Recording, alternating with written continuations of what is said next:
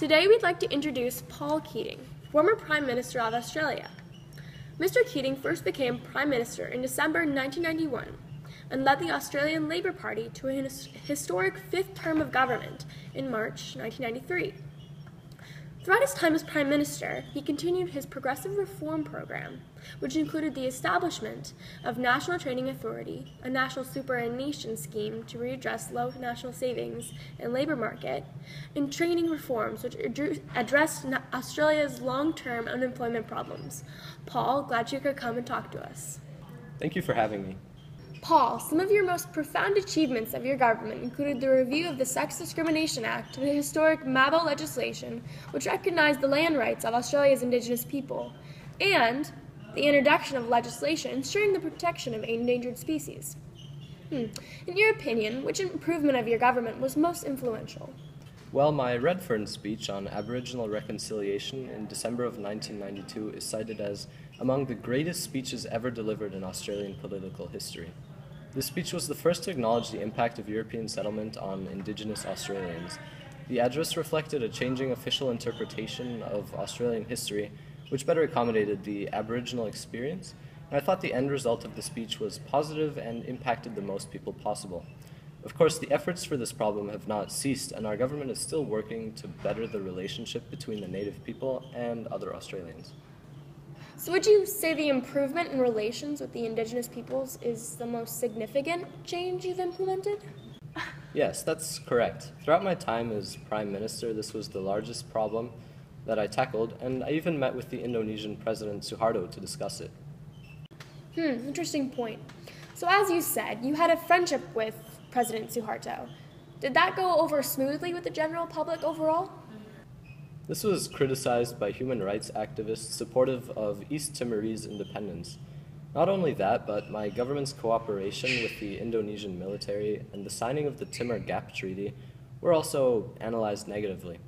The problem with this is that after these problems, many believe that I overlooked alleged human rights abuses by the Indonesian government as part of my effort to increase Australia's cultural, diplomatic, and economic ties with Asia. So going back to your national superannuation scheme, can you tell us more about that and elaborate? This legislative decision was implemented to address the long-term problem of low national savings. This built on policies that I'd introduced while my term as Treasurer and was aimed at ensuring that most Australians would have enough money to retire. Very interesting, Mr. Keating. As a prominent figure in your country's history, were you ever awarded anything for your achievements in office?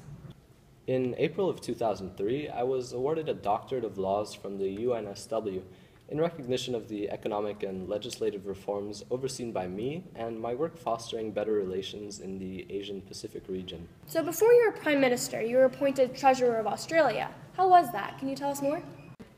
Previously, Bob Hawke, who preceded me as Prime Minister, established the Hawke government. When I became Treasurer, I was one of the major driving forces between the various extensive macro and microeconomic reforms of the Hawke government. I tried to pursue economic policies such as floating the Australian dollar in 1983 and reducing tariffs on imports. Other things are reforming the tax system and moving from centralized wage fixing to enterprise bargaining. When you campaigned for Prime Minister of Australia, what did you focus on to promote? I particularly focused on attacking the proposed goods and service tax, arguing that it would make unemployment worse and would provide a dead weight to the economy. After a long process, I secured my spot as Prime Minister and began promoting and implementing my policies. And for my last question, what reforms did you add to assist the expansion of the Australian economy? Some of my most important changes included the progressive deregulation of the financial sector, the float of the Australian dollar, extensive tax reform, and the dismantling of many protectionist barriers. For me, the biggest thing was to emphasize Australia's ties with Asia and the importance of competing in a global economy. Very good point, Mr. Keating. Thank you for your time and your contribution to Australia's history as well as Oceania's. We enjoyed having you with us today, and we hope we can talk to you again soon.